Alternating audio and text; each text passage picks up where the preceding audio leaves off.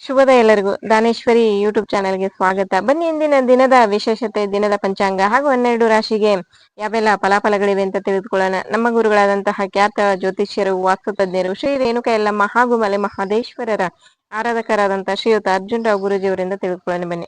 ಹಾಗೆ ಇವತ್ತು ಒಂದು ವಿಶೇಷ ಮಾಹಿತಿಯನ್ನ ಕೂಡ ಕೊಟ್ಟಿದ್ದಾರೆ. ಒಂದು ಒಳ್ಳೆ ಮಾಹಿತಿ ಇದು. ಮೂಲ ನಕ್ಷತ್ರದಲ್ಲಿ ಜನಿಸಿದಂತ ಮಗು ಮಗು ಮೂಲ ನಕ್ಷತ್ರದಲ್ಲಿ ಜನಿಸಿದ್ರೆ ತಂದೆ ತಾಯಿಗಳು ತುಂಬಾ ಗಾಬರಿ ಆಗ್ತಾರೆ, ಭಯ ಪಡ್ತಾರೆ. ಅದರ ಅವಶ್ಯಕತೆ ಇಲ್ಲ ಅಂತ ತಿಳಿಸ್ಕೊಟ್ಟಿದ್ದಾರೆ ಗುರುಗಳು. ಏನು ಪರಿಹಾರವನ್ನ ಮಾಡ್ಕೊಳ್ಬೇಕು ಅಂತಾನೂ ಕೂಡ ತಿಳಿಸ್ಕೊಟ್ಟಿದ್ದಾರೆ. ಬನ್ನಿ ಏನು ಅಂತ ನೋಡೋಣ. ಸಮಸ್ತ ನಾಡಿನ ಜನತೆಗೆ ಶ್ರೀ ಅತಿಥಿ ದೇವಿ ಹಾಗೂ ನನ್ನ ತಾಯಿ ಜಗನ್ಮಾತೆ ಸ್ವರೂಪಿಣಿಯಾಗಿರ್ತಕ್ಕಂಥ ರೇಣುಕಾ ಯಲ್ಲಮ್ಮ ಹಾಗೂ ಮಲೈ ಮಹದೇಶ್ವರ ನಿಮ್ಮ ಜೀವನದಲ್ಲಿ ಸುಖ, ಶಾಂತಿ, ನೆಮ್ಮದಿ, ಆರೋಗ್ಯ ಬಗ್ಗೆ ಎಲ್ಲವನ್ನು ಕೊಟ್ಟು ಕಾಪಾಡಲಿ. ಬಂಧುಗಳೇ, ಈ ದಿನ ತಾರೀಕು 2/9/2025 ಮಂಗಳವಾರ, ದಕ್ಷಿಣಾಯನ ವರ್ಷ ಋತು ಶ್ರೀ ವಿಶ್ವವಸು ನಾಮ ಸಂವತ್ಸರದ ಭಾದ್ರಪದ ಮಾಸದ ಶುಕ್ಲ ಪಕ್ಷದ ದಶಮಿ ತಿಥಿ ಈ ದಿನ ನೋಡಿ ವಿಶೇಷವಾಗಿರ್ತಕ್ಕಂಥದ್ದು ಮೂಲ ನಕ್ಷತ್ರ. ಈ ಮೂಲ ನಕ್ಷತ್ರ ಕೆಲವರೆಲ್ಲ ಹೆದರ್ತಾರೆ, ಏನಪ್ಪ ಮೂಲ ನಕ್ಷತ್ರದಲ್ಲಿ ಜನ ಆಗ್ಬಿಟ್ಟಿದೆ, ಮೂಲ ನಕ್ಷತ್ರದಲ್ಲಿ ಹೆಸರು ಕರ್ಸ್ಕೊತಾ ಇದ್ದೀವಿ ಅಂಥೇಳಿ ಸ್ವಲ್ಪ ಮಟ್ಟಿಗೆ ಕೊರಗ್ತಕ್ಕಂಥದ್ದು. ದಯವಿಟ್ಟು ಕೊರಗಕ್ಕೆ ಹೋಗ್ಬಿಡಿ. ಯಾಕಂದರೆ ವಿದ್ಯೆ ಕೊಡ್ತಕ್ಕಂಥ ಮಹಾ ಸರಸ್ವತಿಯ ಮೂಲ ನಕ್ಷತ್ರದಲ್ಲಿರ್ತಕ್ಕಂಥ ಜಗನ್ಮಾತೆ. ಹಾಗಾಗಿ ಯಾವುದೇ ರೀತಿಯಲ್ಲಿ ಯೋಚನೆಯನ್ನು ಮಾಡಬೇಡಿ. ಅದಕ್ಕೆ ಮೂಲ ಪರಿಹಾರವನ್ನು, ಮೂಲ ನಕ್ಷತ್ರದಲ್ಲಿ ಜನನ ಆಗಿರ್ತಕ್ಕಂಥವ್ರಿಗೆ ಬೆಳ್ಳಿ ಹಸುವನ್ನು ಇಲ್ಲ ಅಕ್ಕಿ, ಆ ಬೆಳ್ಳಿ ಹಸು ಅಕ್ಕಿಯನ್ನು ಅರ್ಹ ಬ್ರಾಹ್ಮಣರಿಗೆ ದೇವಾಲಯಕ್ಕೆ ದಾನವನ್ನಾಗಿ ಕೊಡಬೇಕು. ಇಲ್ಲ ಅಕಸ್ಮಾತ್ ನಮ್ಮ ಕೈಲಾಗಲ್ಲ ಅಂದರೆ ಎಲ್ಲಿ ಹಳ್ಳಿಕಾರ ಹಸುಗಳು ಇರ್ತವೋ ಅಲ್ಲೋಗಿ ಆ ಗೋಮಾತೆಗೆಲ್ಲ ತೊಳೆದು, ಪಾದವೆಲ್ಲ ತೊಳೆದು, ಎಲ್ಲ ವಿಶೇಷವಾಗಿ ಆ ಮೈಯೆಲ್ಲ ತೊಳೆದು, ಮುಖ ತೊಳೆದು, ಅರ್ಶಿನ ಕುಂಕುಮ ಹಾಕಿ, ಬಾಲಕ್ಕೂ ಅರ್ಶಿನ ಕುಂಕುಮ ಹಾಕಿ 3 ಪ್ರದಕ್ಷಿಣೆ ಬಂದು ಆ ಮಗುವನ್ನು ಹೊಟ್ಟೆಯ ಮಧ್ಯದ ಭಾಗದಿಂದ 3 ಸಲ ತಗೊಳ್ತಕ್ಕಂಥದ್ದು, 3 ಪ್ರದಕ್ಷಿಣೆ ಆಗ್ತಕ್ಕಂಥದ್ದು, ಆ ಗೋಮಾತೆಗೆ ಏನಾದ್ರು ತಿಂಡಿ ತಿನಿಸುಗಳನ್ನು ತಿನ್ಸಕ್ಕಂಥದ್ದು. ಈ ರೀತಿ ಮಾಡಿದಾಗಾದ್ರೂ ಆ ಮೂಲ ನಕ್ಷತ್ರದ ದೋಷ ನಿವಾರಣೆ ಆಗುತ್ತೆ. ಒಳ್ಳೆಯದಾಗಲಿ ನಿಮ್ಗೆಲ್ಲರಿಗೂ. ಬನ್ನಿ 12 ರಾಶಿ ಕಡೆ ಗಮನ ಕೊಡೋಣ. ಮೊದಲಿಗೆ ಆದಿತ್ಯಾದಿ ನವಗ್ರಹಗಳನ್ನು ಮನಸ್ಸಿನಲ್ಲಿ ಪ್ರಾರ್ಥನೆ ಮಾಡೋಣ. ನಮಃ ಸೂರ್ಯಾಯ ಚಂದ್ರಾಯ ಮಂಗಳಾಯ ಚ ಬುಧ ಶುಕ್ರ ಶನಿ ಬೇಶ್ಚ ರಾಹುವೇ ಕೇತುವೆ ನಮಃ. ಗುರುಬ್ರಹ್ಮ ಗುರುವಿಷ್ಣು ಗುರುದೇವೋ ಮಹೇಶ್ವರ ಗುರು ಸಾಕ್ಷಾತ್ ಪರಬ್ರಹ್ಮ ತಸ್ಮೈ ಶ್ರೀ ಗುರುವೇ ನಮಃ. ಗುರುವೇ ಸರ್ವಲೋಕಾನಾಂ ವಿಜಯಸೇ ಭವರೋಗಿಣಾಂ ನಿಧೇಯೇ ಸರ್ವವಿದ್ಯಾನಾಂ ಶ್ರೀ ದಕ್ಷಿಣಾಮೂರ್ತೆಯೇ ನಮೋ ನಮಃ. ಈ ದಿನ ಮಂಗಳವಾರ ಆಗಿರೋದ್ರಿಂದ, ನನ್ನ ತಾಯಿಯ ವಾರ ಆಗಿರೋದ್ರಿಂದ ಆ ತಾಯಿಯ ಒಂದು ಶ್ಲೋಕವನ್ನು ಪಠನೆ ಮಾಡೋಣ. ತಾಯಿ ಜಗನ್ಮಾತೆ ಸ್ವರೂಪಿಣಿಯಾಗಿರ್ತಕ್ಕಂಥ ರೇಣುಕಾ ಯಲ್ಲಮ್ಮನ ಶ್ಲೋಕ: ಸೃಷ್ಟಿಸ್ಥಿತಿ ವಿನಾಶಿನಿ ಶಕ್ತಿಭೂತೆ ಸನಾತನಿ ಗುಣಾಶ್ರಯೇ ಗುಣಮಯೇ ಶ್ರೀ ರೇಣುಕಾ ನಮೋಸ್ತುತೆ.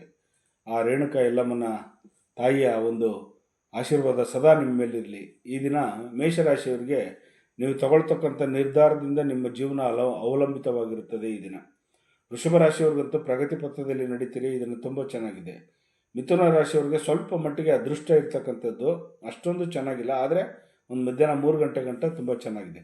ಕಟಕ ರಾಶಿಯವರಿಗೆ ಲಾಭ ತರ್ತಕ್ಕಂಥದ್ದು, ಖಂಡಿತವಾಗೂ ನೀವು ಪ್ರಯತ್ನ ಪಡಿ. ಸಿಂಹ ರಾಶಿಯವರಿಗೆ ಸಂತೃಪ್ತಿ ದಿನ ಅಂತಲೇ ಹೇಳ್ಬೋದು. ಕನ್ಯಾ ರಾಶಿಯವರಿಗೆ ತಾಳ್ಮೆ ಕಳ್ಕೊಳ್ತೀರಿ, ಕೋಪಕ್ಕೆ ಉದ್ರೇಕಕ್ಕೆ ಒಳಗಾಗ್ತೀರಿ, ಹುಷಾರಾಗಿರಬೇಕು. ತುಲಾ ರಾಶಿಯವರಿಗೆ ಅನುಕೂಲಕ್ಕಿಂತ ಅನಾನುಕೂಲವೇ ಜಾಸ್ತಿ ಆಗ್ತಕ್ಕಂಥದ್ದು, ಸ್ವಲ್ಪ ಹುಷಾರಾಗಿರಿ.